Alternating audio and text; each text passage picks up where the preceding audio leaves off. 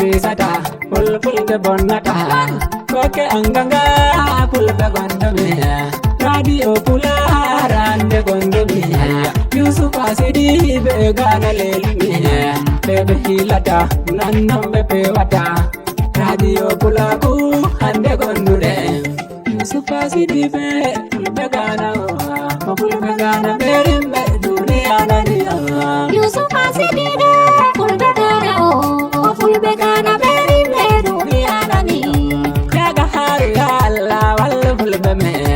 yaru yeso ya Allah renu fulbe me yeso fulfunde sai durende me fulbe le de duniyaru kettine nane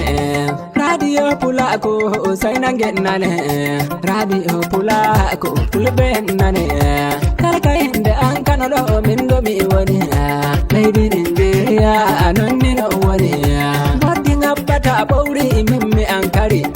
jagge achata nagge sai ko tampori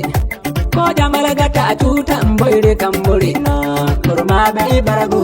Yusuf Asidi be fulbe gana berimbe duniya naniya Allah banda fulfulde rena fulbe me Allah rena wandere beda injamu kadi mulmada Yusuf sai kada abama Allah Yusuf Sidi be fullo ayara ka akunu sai da su gamati ko mata dumburi Allah rena Allah bantana fulfulde me radio pulaku renu beda daku durbe hokke hako fulbe men begana walli bandiraku Yusufa muhimbe dubbe anni wode jikku andagi murade karka mi wara dingol Yusuf Asidi be fulbe gana berimbe duniya naniya Wami hinnu ma sakatare radio pulaku Ismail pullo gana pullo mo pulaku Ismail pullo jallo pullo mo dotaku Ali Sidi jallo pullo mo gulumpe Aliyu Ali Zaki pullo mo gulumpe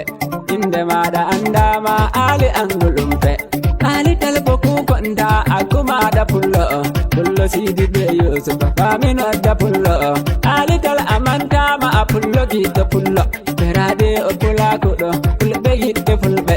Kalkano modon kada hande yari jango Allah bantu fulfulde Yusuf Asidi be fulbe gana berimbe duniya naniya Dauda sode bimbila sauru buri jalo Inde mada ma wadike dole wai ka jalo Dauda minna mada babba buri lalo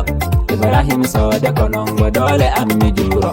Anno Ibrahima tabananda tabiro Akuma Ibrahima anoy reti no hiron Zakariya bari pullo amba Allah wadima Kalkama kabi pullo hande minni mandima Zakariya bari pullo tanu pullo noddama Yaro Sidi be hoto way be ma ahorejo Akuma da yaro gondo Yusufa pullo Yaro am amantama Yusuf Asidi be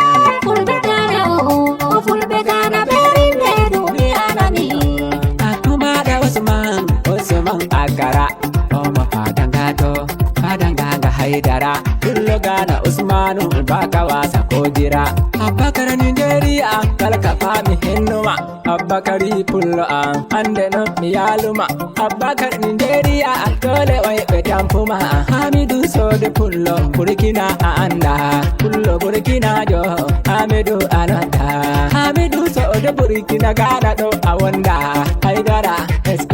Ogimo fulbe Mojungo nyamo talka Kallito wa fulbe Allah reno mamma Hadija sode pullo Hawa jallo lobbo Inde ma dadija Goddo hawa boddo Rabe Ismail Inde monno wadda Yusufa pullo kalango